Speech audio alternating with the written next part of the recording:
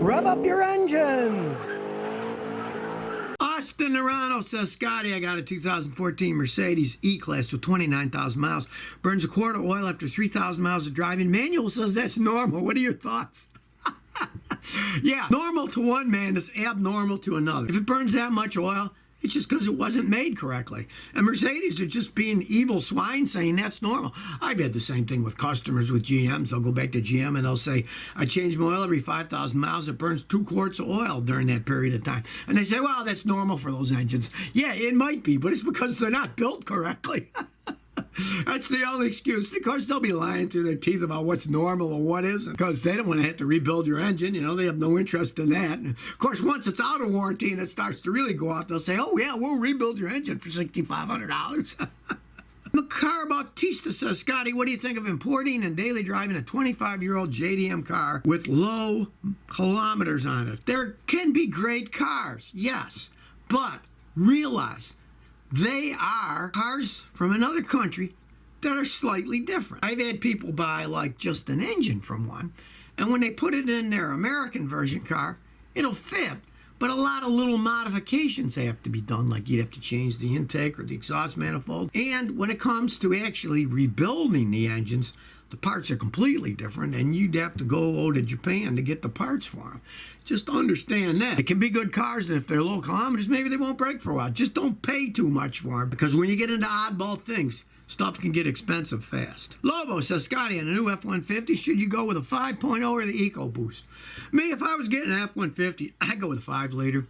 EcoBoost, I mean, you get a lot of power, you get better gas mileage, and la-di-da-di-da.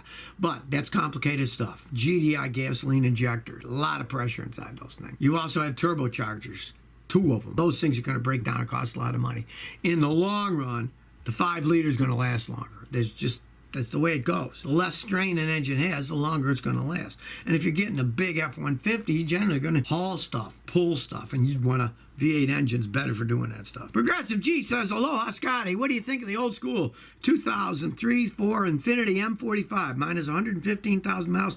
Runs well, but gas mileage is going down. Those are really fun cars to drive, but as they age, they can get really expensive to repair. Now, you only have 115,000 miles, so it's not real high mileage for one of those. If your gas mileage going down, there's 2 main things that's doing. The first thing is clean your MAF sensor, the mass airflow sensor. I got a video. Make your car run better with the spray cleaner. Watch that. You can buy the 2 cans of spray cleaner for like 15, 16 bucks total, so it's easy enough to do. And a lot of times that'll fix it. If the spark plugs are old, of course, put new spark plugs in, change the air filter, do the simple things. A lot of times the gas mileage will come back on.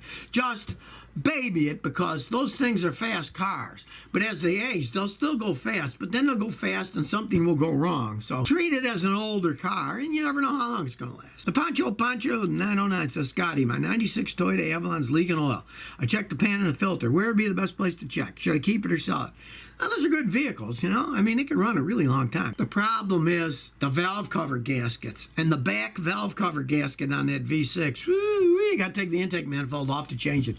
It is a gigantic job. Most mechanics charge well over $1,000 for that. If you do want to find out where it's actually leaking from, just watch my video. Finding and fixing car oil leaks, Scotty. I use ultraviolet dye. You pour a little ultraviolet dye in the engine oil, and then you look at it with these funky yellow sunglasses and a UV light. You can get a kit at AutoZone, costs like $35 for doing those tests. Then you'll see exactly where it's leaking from. And from my experience on those, it's usually the back valve cover gasket. And it is a job to change that thing out. King Lomega GT says, hello, what do you think about Opel? Thanks. People know that I'm not a fan of German cars, but actually the first car I ever owned was an Opel. I was a kid and I bought it for $550 and drove it for years and years and years. Took it all over the place. I mean, I had fun in that car. Now, worldwide, they do make a whole range of cars. When I was in England last summer, hey, a lot of people were driving Opels and they liked the cars. You know, that was one of the early manufacturers' cars in Germany. They made some decent, solid cars. Here in the United States, people don't buy them because you can't get parts for them. The guys don't know how to work on them. For a while, Cadillac was selling this car. They called it the Cadillac, but it was really a V6 rebadged Opel, and they were disaster areas because nobody had parts for them and nobody knew how to fix them. The German mechanics would say, it's Cadillac, I'm not going to touch it. And the Cadillac mechanics would say, hey, that's a German car, I don't know how to work on it, get out of here. So, you know, they're not a good idea in the United States, but in other parts of the world, they can be perfectly good cars. So if you never want to miss another one of my new car repair videos, remember to ring that bell.